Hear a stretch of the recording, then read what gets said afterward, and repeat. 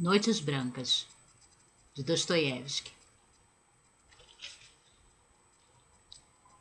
Publicado pela primeira vez em 1848, Noites Brancas talvez possa ser considerado o registro da influência do movimento romântico sobre o russo dos russos, Fyodor Dostoiévski, já que ele não era um escritor romântico.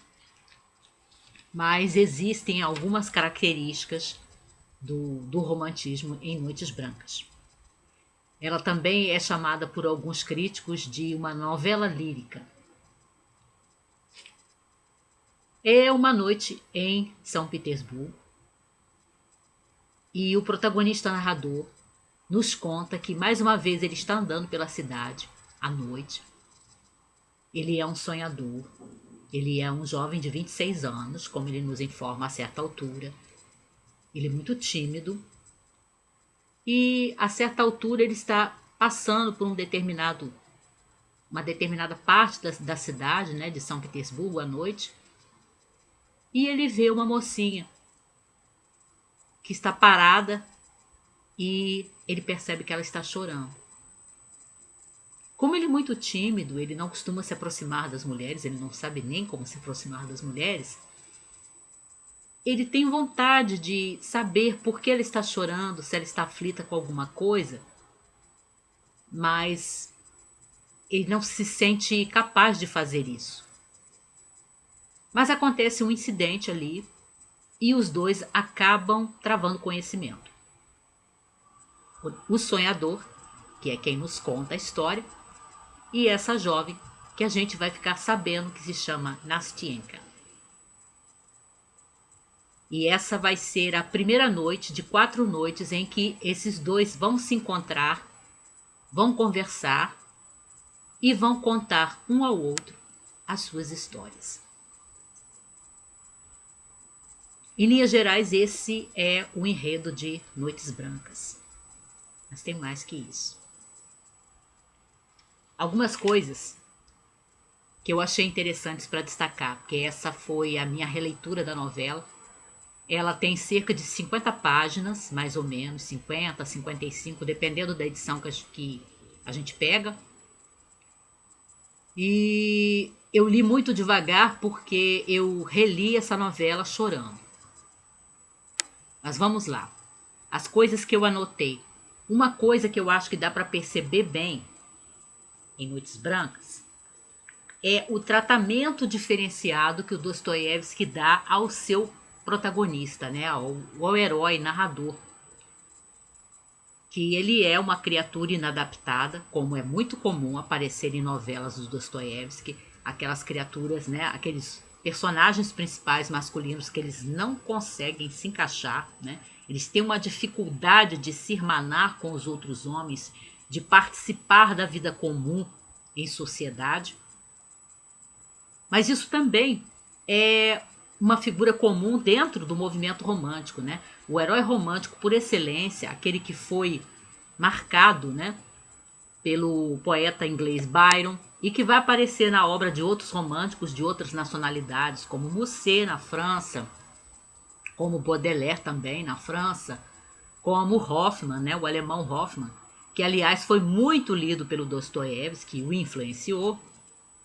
O herói marcado, né, convencionado pelo romantismo, que ficou dentro da tradição do movimento romântico e se cristalizou, talvez, através do herói byroniano, né, o herói do Byron, é aquele herói romântico que é aquela criatura de exceção, aquele inadaptado, mas ele é uma criatura inadaptada porque ele tem muita consciência do seu valor, do seu talento, né, da sua genialidade, e ele não consegue se pautar pelas regras da sociedade.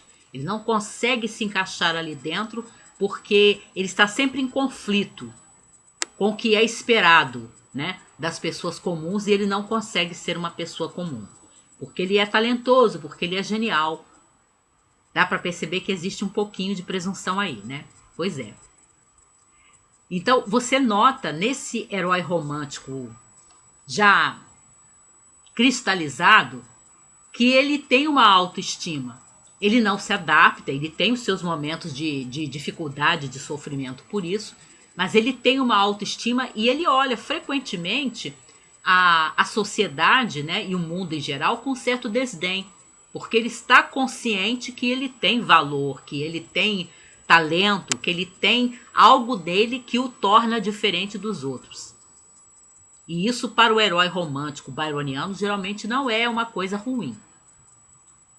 Mas quando a gente chega no Dostoiévski, além dos outros inadaptados dele que a gente vai falar daqui a pouco, você já vai encontrar nessa novela romântica, que é Noites Brancas, um herói que ele é uma criatura de exceção, sim, que ele é um jovem, um homem que não se adapta, sim, mas que ele é muito sonhador, né? Ele vive muito mais dentro dos seus devaneios, né? E age dentro desses devaneios do que na vida comum.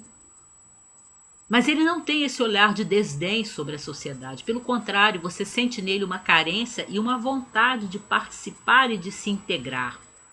Só que ele não consegue. Ele passou tanto tempo, e a certa altura ele vai dizer isso na novela, vivendo dos seus sonhos, né? Achando aquilo tão mais interessante que o mundo real, que agora ele sente dificuldade de travar conhecimento com as pessoas no dia a dia, se aproximar delas, fazer amizades e conservar essas amizades, né? Ele conta isso para Nastienka numa das noites que eles conversam. Então, ele não tem esse olhar de desprezo pelo resto do mundo, né?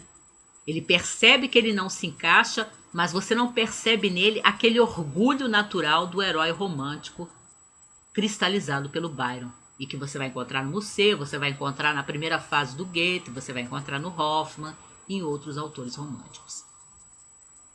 Então aí você já viu um tratamento diferente pelo Dostoiévski do herói romântico. Agora, as figuras de inadaptados, né, os esquisitos, eles pululam dentro da obra do Dostoiévski. Só que a gente também tem uma diferença aqui, porque esse seu herói, que é uma criatura de exceção, que é um jovem, né, um homem jovem que não se adapta, ele nos causa muita simpatia, né? Ele é uma criatura simpática. A sua carência nos enternece.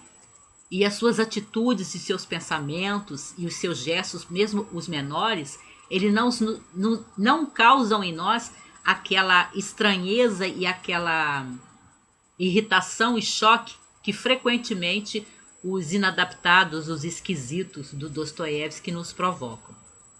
Basta a gente ler, por exemplo, Notas do Subsolo, Adócio e, em parte, do enredo de O Sonho de um Homem Ridículo, né? Antes que a vida daquele protagonista narrador dê uma virada, ele também se encaixa nesse modelo, né?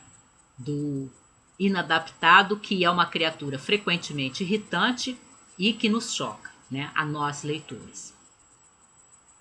Mas o sonhador aqui de Noites Brancas é outro caso. Ele é realmente uma figura romântica, mas não é essa figura romântica cheia de orgulho próprio, cheia de empáfia e de desdém pelo mundo exterior, né? Quase com orgulho de não conseguir se encaixar. Ele não é assim. Ele tem vontade de se integrar, mas ele não consegue. A gente também percebe aqui, não pela primeira vez na obra do Dostoiévski, um sentido da natureza humana, né, de características da natureza humana, de você perceber alguns aspectos frequentemente não muito simpáticos da nossa natureza humana, né, e que o Dostoiévski nos revela aqui também, e que eu percebi nessa releitura, que foi, por exemplo, me dar conta de repente como muitas vezes quando nós somos felizes nós somos egoístas, né? A felicidade nos torna frequentemente egoístas. A gente não é capaz de enxergar no meio daquela nuvem da nossa felicidade quão grande é o sofrimento de alguém que está do nosso lado, né? E às vezes nós pensamos que podemos tratar aquela pessoa e trazê-la para a nossa felicidade, mas isso não é tão simples. E quem está de fora percebe claramente que não é tão simples. Só que a pessoa, dentro da sua alegria, da sua satisfação, né, da sua realização, do seu sentimento, né, de felicidade, ela fica tão centrada em si mesma, tão centrada na sua realização, na sua alegria, que ela não enxerga o sofrimento do outro e que as suas atitudes ainda estão contribuindo para intensificar o sofrimento do outro. Eu fiquei pensando muito nisso, de como a felicidade frequentemente nos torna egoístas, né? Eu relendo essa novela do Dostoiévski. Ainda, para fecharmos, eu diria que uma das minhas citações favoritas está nessa novela, Noites Brancas, mas eu tenho que admitir que é uma citação, é uma fala que só poderia sair dos lábios de um herói romântico, que é essa frase: um minuto inteiro de felicidade, mas não será isso o suficiente para preencher toda uma vida. Isso só poderia ser dito por um herói romântico.